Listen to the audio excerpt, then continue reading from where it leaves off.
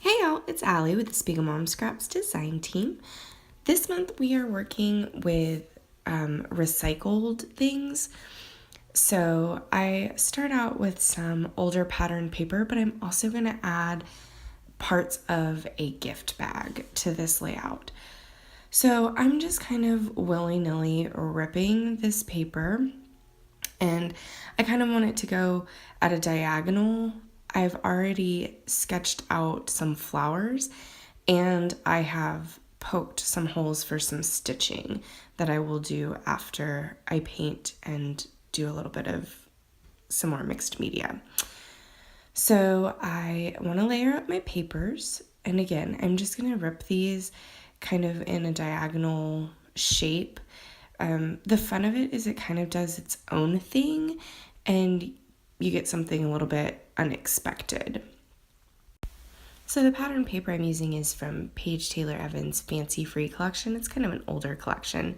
These are actually pages from a paper pad, which I don't use a lot of anymore because the quality is a lot less than the loose papers and like the buying collections and stuff. But for something like this where I'm layering it up and doing a lot of mixed media, it actually works out really nicely. So here is my gift bag, and you can tell that it's still in bag form. And I'm just going to open it up and try to get the most out of it. So here I have just torn off the little designs and layered them where I want them. I really loved the pattern on this gift bag, and honestly, I can't even tell that it's not just another patterned paper. It is really thick and it's kind of like that recycled paper feel, so it's got a really cool texture to it and it adds a lot of dimension to this layout. So I'm going to keep layering stuff up and adding some doilies here for some more texture. And once I get everything layered and exactly where I want it, I'm going to start on my mixed media. And I start by adding some gesso to my layers where I know that I'm going to be painting. And I'm just using an inexpensive travel watercolor set today, nothing fancy. When I started watercolors, I was using my kids' watercolors and they worked just as well. So anything works. It's just super fun. So I spread my gesso out with this little scraper tool, but you can use a paintbrush or a credit card or really anything just to get a thin layer. It just kind of protects your surface, and it also helps the paint kind of cling to the paper instead of just sliding over it. So then I go through and I'm just going to add a little bit of white acrylic paint. You can get white gesso, and that would work too. I like to kind of have a little bit more control over exactly where I'm adding my white, and I just do this to kind of tone things down and also make the layers kind of look like they've meshed together into one. It also just gives me a really good base for where I want to paint and what I'm working with. So the second part of our theme this month is flowers. In my last layout, I broke the rules and I didn't add any flowers. So today I am actually following the rules, and I've got my hand-drawn flowers that I'm going to watercolor, and my picture is actually of my daughter smelling flowers. So I have these pretty little buttercups all over the neighborhood, and they're pink with little yellow pollen on the inside, and she loves getting the pollen on her nose. It's just a fun little pictures. And I wanted my embellishments and my accents to kind of match the picture, so I'm going to go ahead and paint my own flowers. I am by no means a professional at this. I just do what feels right and what's fun, and if I like the outcome, even better. If not, I can just cover it up. Luckily, this one turned out okay, so I don't have to cover those flowers up. But I'm just going to go through with my pink and do all of the petals, and then I'm going to do the greens for the stem.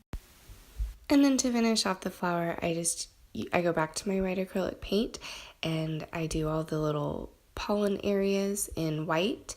and then take my yellow over the white, and it really makes it pop, and you can see all the little details in the yellow in the middle of the flower. So this is one of the most time-consuming aspects of this layout, but it's also just super fun and relaxing to paint and create.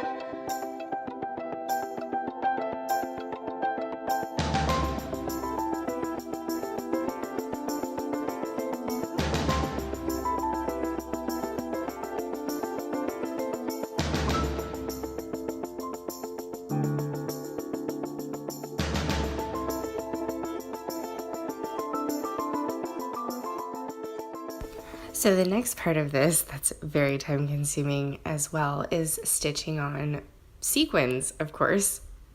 So remember how I told you before I had poked all those holes?